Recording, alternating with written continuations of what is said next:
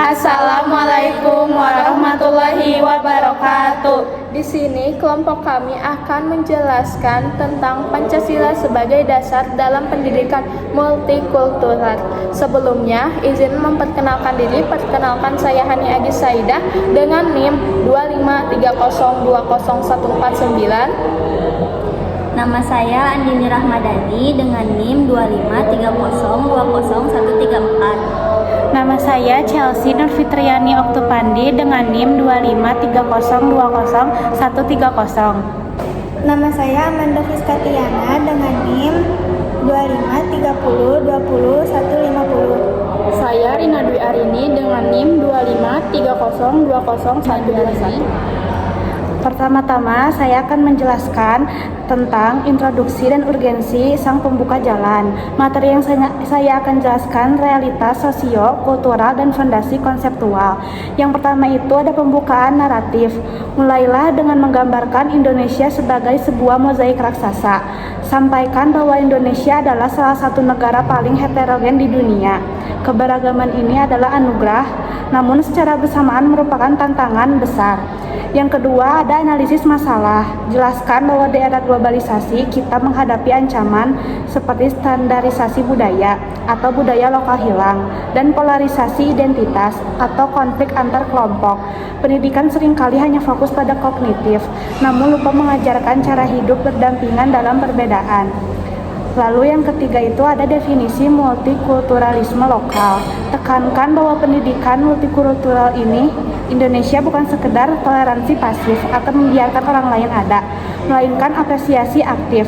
Dan instrumen utama untuk mengelola ini bukanlah teori luar negeri, melainkan Pancasila. Pancasila adalah light star atau bintang penuntun yang memastikan keberagaman tidak berujung pada perpecahan. Yang selanjutnya ada fondasi teologis dan kemanusiaan pada sila pertama, kedua, dan ketiga.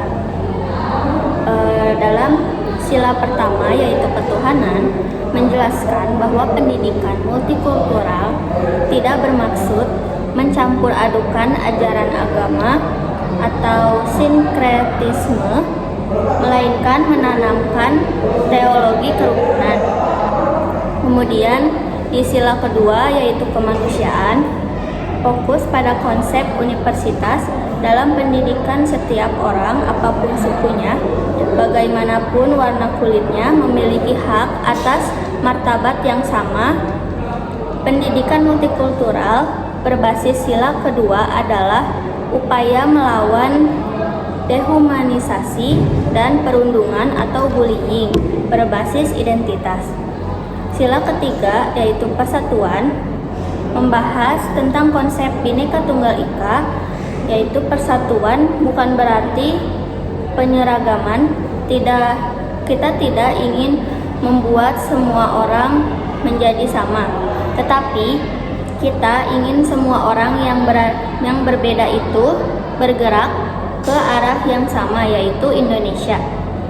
Pendidikan harus memperkuat rasa memiliki terhadap bangsa. Transisinya, tekankan bahwa hubungan manusia dengan Tuhan, sesama, dan negara adalah pilar pertama pendidikan multikultural. Yang selanjutnya ada politik pendidikan dan keadilan dalam sila keempat dan kelima. Yang sila keempat, kerakyatan atau demokrasi. Pendidikan multikultural adalah pendidikan yang demokratis. Di dalam kelas, guru tidak boleh otoriter. Sila keempat mengajarkan budaya mendengar. Siswa dari kelompok minoritas harus diberi suara yang sama dalam diskusi kelas.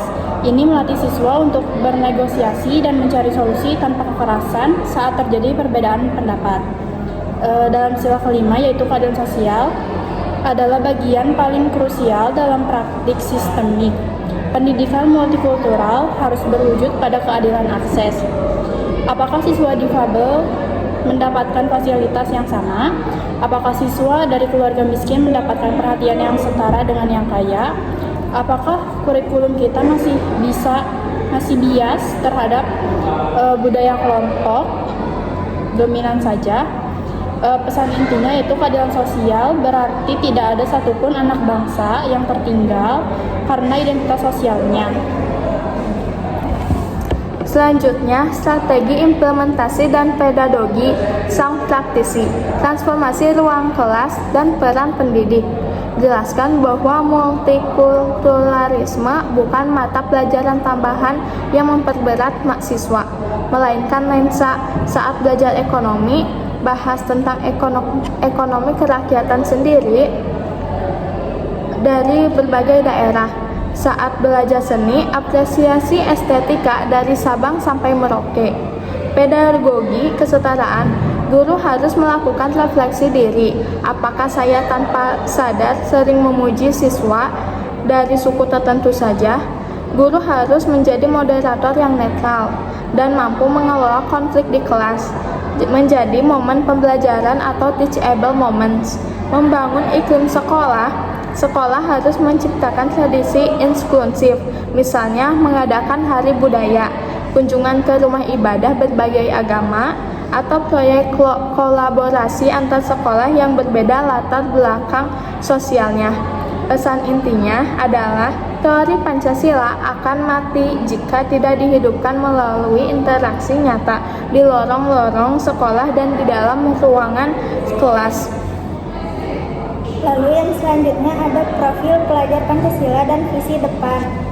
Profil pelajar Pancasila, hubungkan seluruh materi dengan visi pemerintah saat ini. Output dari pendidikan ini adalah siswa yang memiliki kebinekaan global. Mereka bangga dengan budaya lokalnya, namun mampu bergaul di dunia internasional tanpa kehilangan jati diri Pancasilanya. Lalu tantangan digital. Bahas fenomena echo chamber di media sosial yang sering memicu intoleransi.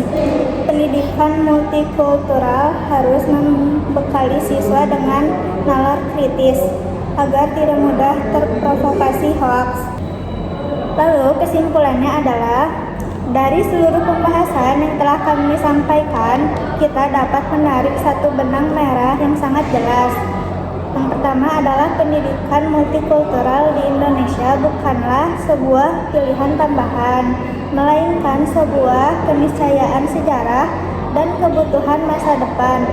Indonesia sejak awal dilahirkan bukan dari satu warna, satu budaya, atau satu keyakinan, melainkan dari perbedaan yang disatukan oleh kesadaran bersama untuk hidup sebagai bangsa.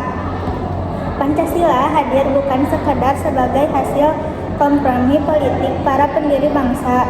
Pancasila hadir bukan sekedar sebagai hasil kompromi politik para pendiri bangsa, tetapi sebagai jawaban filosofis dan etis atas realitas kemajemukan Indonesia.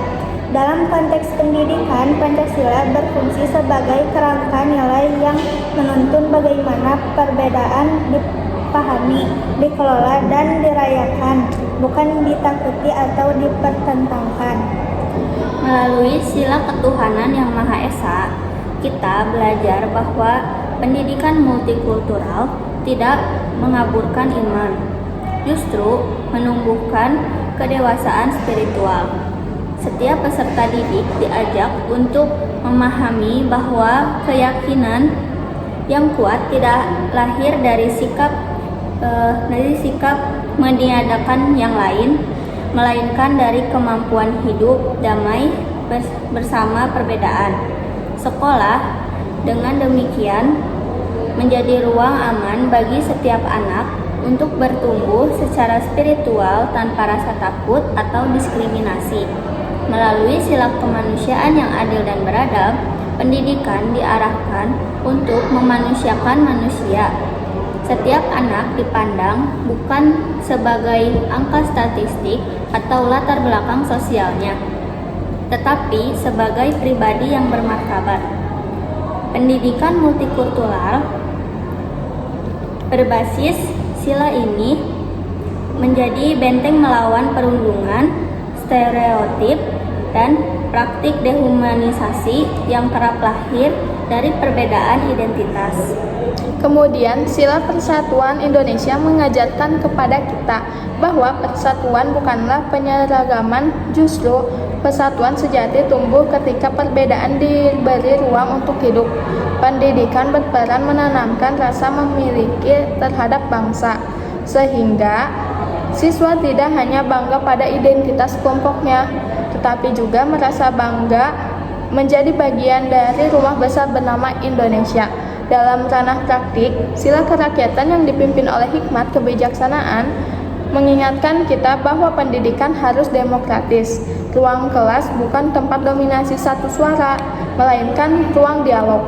Di sanalah siswa belajar mendengar, menghargai pendapat berbeda-beda, dan menyelesaikan konflik secara bermartabat, sebuah bekal penting bagi kehidupan sosial dan politik di masa depan. Dan akhirnya, sila keadilan sosial bagi seluruh rakyat Indonesia menegaskan bahwa pendidikan multikultural tidak boleh berhenti pada wacana moral, tetapi harus hadir dalam kebijakan nyata. Keadilan akses, keadilan fasilitas, dan keadilan representasi budaya menjadi ukuran apakah pendidikan kita benar-benar berpihak pada seluruh anak bangsa tanpa terkecuali. Ketika seluruh nilai ini diintegrasikan dalam kurikulum, pedagogi, dan budaya sekolah, maka pendidikan tidak hanya menghasilkan siswa yang cerdas secara akademik, tetapi juga manusia Indonesia seutuhnya, manusia yang berempati, adil, terbuka, dan berakar kuat pada nilai-nilai Pancasila. Di tengah tantangan globalisasi dan derasnya arus digital yang sering memecah belah, pendidikan multikultural berbasis Pancasila menjadi tameng sekaligus kompas.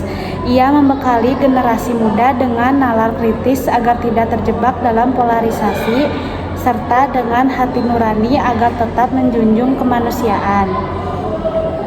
Kami ingin menegaskan bahwa masa depan Indonesia sangat ditentukan oleh apa yang kita tanamkan di ruang-ruang kelas hari ini. Jika pendidikan hanya mengejar prestasi akademik, kita mungkin melahirkan generasi yang pintar. Namun, jika pendidikan dihidupi oleh nilai-nilai Pancasila, maka kita akan melahirkan generasi yang bijak, generasi yang mampu menjaga Indonesia tetap utuh di tengah perbedaan. Karena pada akhirnya, tugas pendidikan bukan hanya mencerdaskan pikiran, tetapi juga memanusiakan hati. Sekian dari kami. Wassalamualaikum warahmatullahi wabarakatuh.